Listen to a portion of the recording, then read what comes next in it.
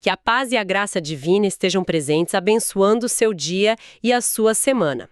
Sejam muito bem-vindos. Hoje a gente tem em mãos os comentários de duas Bíblias de estudo, a Holman e a NAA, e vamos usar essas fontes para analisar um dos capítulos mais densos e cinematográficos do livro de Esther. É um capítulo que parece um conto de fadas, né?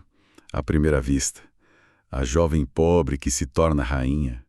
Mas as fontes que estamos usando, elas nos convidam a olhar um pouco além dessa fachada. Vamos investigar a logística por trás de um concurso de beleza imperial, as identidades ocultas e, claro, os jogos de poder que já começam a se desenhar ali no palácio. Exatamente. A nossa missão aqui é ir além do Felizes para Sempre e entender a mecânica por trás da ascensão de Esther. É sobre política, sobre cultura e um timing que é quase inacreditável. Então, vamos começar pelo princípio. O trono está vago. Como o Império Persa resolve esse problema de encontrar uma nova rainha? Bem, a história recomeça depois que a fúria do rei Assuero contra a rainha Vasti, que ele depôs no capítulo anterior, finalmente se acalma. O texto sugere que ele sente falta dela, sabe? De ter uma rainha. E os conselheiros dele, provavelmente um pouco nervosos, propõem uma solução bem pragmática e grandiosa. Uma busca por todo o império. E quando a gente fala império, não é um país. É um território que ia da Índia até a Etiópia. A escala disso é difícil de imaginar. Absolutamente. Não foi um anúncio local. Foi uma operação de Estado. As fontes detalham que o rei enviou comissários a todas as 127 províncias. A ordem era clara: encontrar as mais belas jovens virgens e trazê-las para a capital, Suzã. E lá elas ficariam sob os cuidados de um oficial chamado Regai. O eunuco responsável pelo harém. Então era um recrutamento em massa com uma logística impressionante. Exato.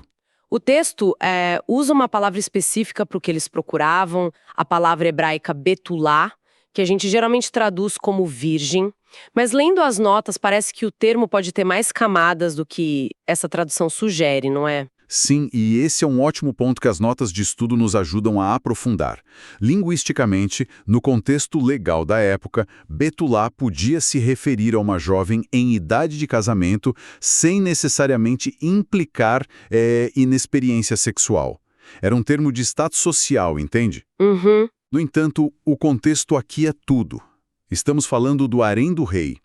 Nesse ambiente específico, a exigência de virgindade era absoluta. Então, embora a palavra tenha uma gama de significados, aqui não tem ambiguidade. Entendido. O contexto afunila o significado. E é no meio dessa busca frenética em Suzã que a gente conhece as duas figuras que vão conduzir a história, Mardoqueu e sua prima, Esther. O que as fontes nos dizem sobre a origem deles? Bom, Mardoqueu é apresentado como um judeu da tribo de Benjamim. E as genealogias nas fontes fazem uma conexão muito interessante. Ele é descendente de Quis, que pertencia à mesma família do rei Saul, o primeiro rei de Israel. Ah, isso não é um detalhe à toa, imagino. De jeito nenhum. Mesmo vivendo como exilado num império estrangeiro, Mardoqueu carrega na linhagem dele uma herança de realeza do seu próprio povo. É uma forma sutil de dar a ele uma certa estatura. Espera um pouco. O texto diz que Mardoqueu tinha sido transportado de Jerusalém com os cativos. Isso com o rei Jecônias. Pelas minhas contas, esse exílio aconteceu mais de um século antes dos eventos com o rei Assuero. Mardoqueu teria que ser um supercentenário. Essa é a pergunta certa a se fazer. E aí que a análise dos estudiosos se torna crucial. Você está certa, a cronologia não bate. O exílio do rei Jecônias foi por volta de 597 a.C. Os eventos de Esther por volta de 483 a.C. Seria impossível. Então, é um erro no texto? A interpretação mais aceita, conforme as notas apontam, é que a frase se refere à linhagem dele. O ancestral dele, mencionado Quis, foi quem de fato foi levado no exílio. A honra ou a desonra de um ancestral era frequentemente atribuída a toda a família, sabe? Faz sentido. É uma identidade coletiva. E quanto a Esther? A história dela é trágica desde o começo. órfã de pai e mãe, criada por esse primo. Sim, Mardoqueu a adota como filho. O texto hebraico é muito terno nesse ponto. E ela é descrita como formosa de porte e bela de aparência. Mas o mais interessante, talvez, sejam os dois nomes dela. Seu nome hebraico era Hadassa, que significa murta, uma planta com flores brancas, muito valorizada. E Esther, que é o nome pelo qual a gente a conhece. Esther é provavelmente um nome de origem persa. As fontes sugerem que pode estar ligado à palavra persa para estrela, ou, o que alguns acham mais provável, uma variação do nome de Ishtar, uma importante deusa babilônica. Essa dualidade de nomes é muito simbólica, né? Hadassa, a identidade judaica privada, e Esther, a persona pública persa. Ela vai ter que navegar esses dois mundos. Exatamente. Por toda a vida dela. E essa vida dupla começa no momento em que ela é levada para o palácio. Ela é uma entre centenas, talvez milhares, de jovens, mas algo diferente acontece com ela logo de cara. Pois é. O texto diz que ela alcançou o favor de Hegai, o guarda do harém. Ele imediatamente a trata de forma diferente. Ele se apressa para providenciar os cosméticos, dá porções especiais de comida da mesa do rei e designa 7 das melhores criadas para servi-la. Ele a transfere para o melhor lugar no harém.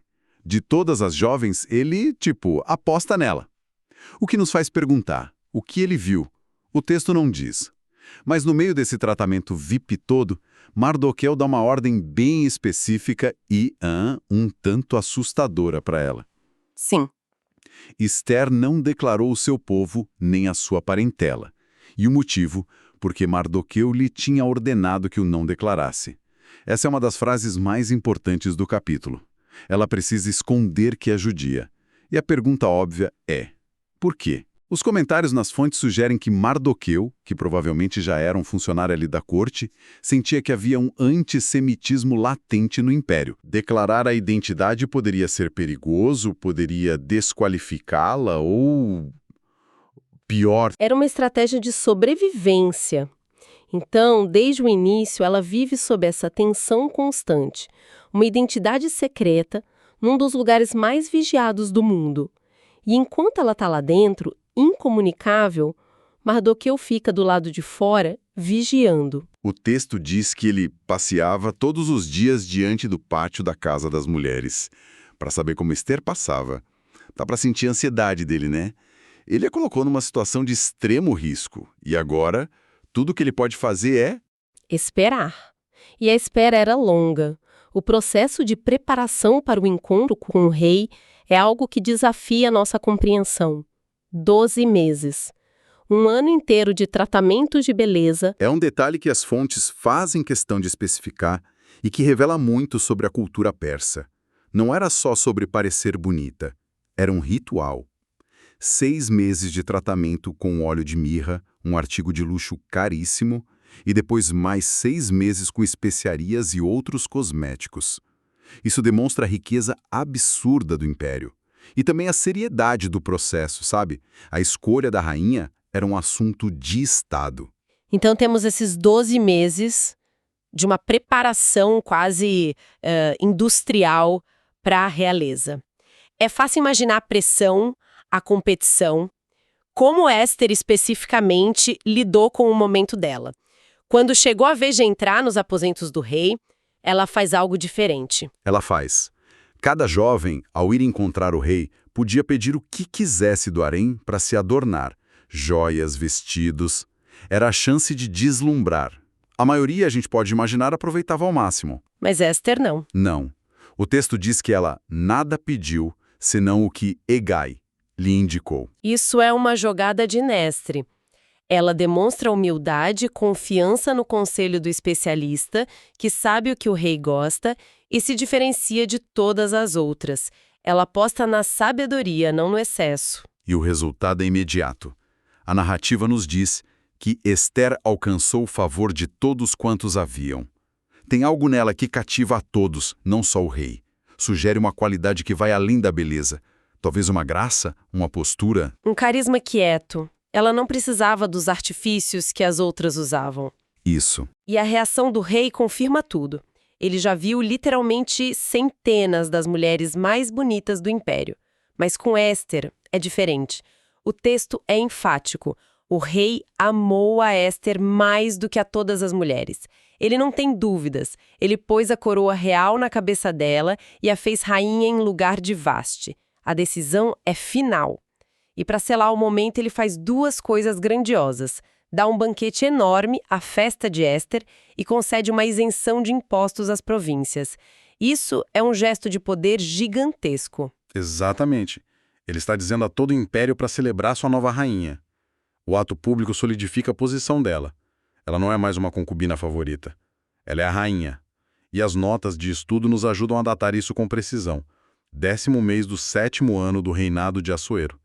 O que nos coloca por volta de dezembro de 479 ou janeiro de 478 a.C. A história podia terminar aqui, né? A órfã se torna rainha. É o final perfeito de um conto de fadas. Mas a narrativa introduz uma virada, uma trama paralela. É verdade. O foco muda de Esther para Mardoqueu. O texto nos informa que, nesse tempo, Mardoqueu estava assentado à porta do rei. E essa frase é crucial. Eu ia perguntar sobre isso. Sentado à porta. Não é como sentar num banco de praça, certo? De jeito nenhum. Como as notas de estudo explicam, era uma expressão que indicava que a pessoa tinha uma posição oficial, provavelmente um cargo administrativo. E essa posição dá ele acesso a informações. Ele está no lugar certo, na hora certa. Na hora exatíssima. Ele ouve 2 eunucos do rei, Bigtan e Teres, que guardavam a entrada dos aposentos reais, conspirando para assassinar o rei Assuero. Eles estavam indignados por algum motivo e planejavam um atentado. Uma informação perigosíssima. Se ele se envolve e falha, ele morre. Se ele não faz nada e dá certo, o protetor de Esther, o rei, morre. O que ele faz? Ele age com uma lealdade e uma inteligência notáveis. Ele não tenta ser o herói sozinho. Ele usa o canal que ele tem, conta para a rainha Esther e ela, por sua vez, vai até o rei e o informa. Mas com um detalhe fundamental, ela relata em nome de Mardoqueu. Ela dá todo o crédito a ele, ela não tenta usar a informação para ganhar mais favor para si mesma. Exatamente. E isso desencadeia o protocolo real. O assunto é investigado, a conspiração é confirmada e os 2 traidores são executados. E o mais importante para o futuro da história.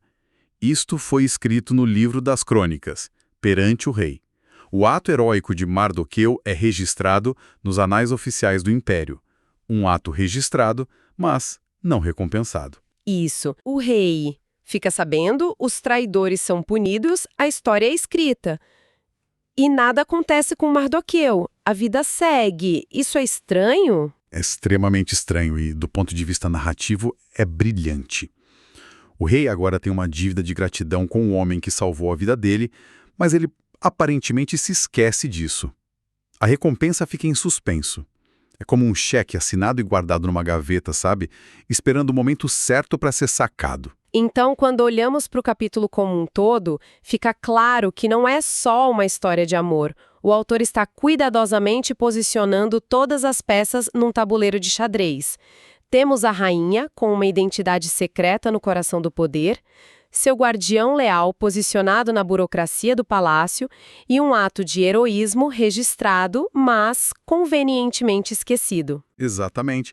Cada detalhe, desde a linhagem de Mardoqueu até a festa com isenção de impostos, tudo serve para construir a fundação para o grande conflito que está por vir. Nada é por acaso. Isso nos leva a uma reflexão final, algo que as fontes destacam sobre o livro de Esther como um todo. Ele tem uma característica literária única em toda a Bíblia. O nome de Deus nunca é mencionado diretamente. Nenhuma vez.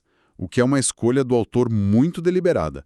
E olhando para a cadeia de eventos que a gente acabou de discutir, essa ausência se torna ainda mais provocadora. A gente tem uma série de coincidências incríveis. A órfã certa escolhida, ela ganha o favor da pessoa exata que pode ajudá-la, seu primo consegue um cargo exatamente onde pode ouvir uma conspiração. O que nos leva a uma questão interessante para se pensar. Será que essa omissão do nome divino é uma técnica literária? É como se o autor estivesse nos forçando a conectar os pontos, em vez de dar a resposta pronta? Essa é uma ótima maneira de colocar. A narrativa nos desafia a encontrar o padrão naquilo que parece ser o acaso. É como se o texto sugerisse que a providência divina nem sempre é um milagre espetacular como abrir o mar, sabe? Às vezes ela é a costura invisível de eventos que parecem fortuitos. A pessoa certa, no lugar certo, na hora certa. A ausência do nome de Deus, paradoxalmente, nos convida a procurar por sua ação nos bastidores da história. Uma pergunta profunda para refletirmos sobre como a história é contada e como a gente a percebe. Muito obrigada por nos acompanhar nesta análise. Deus abençoe todos os ouvintes.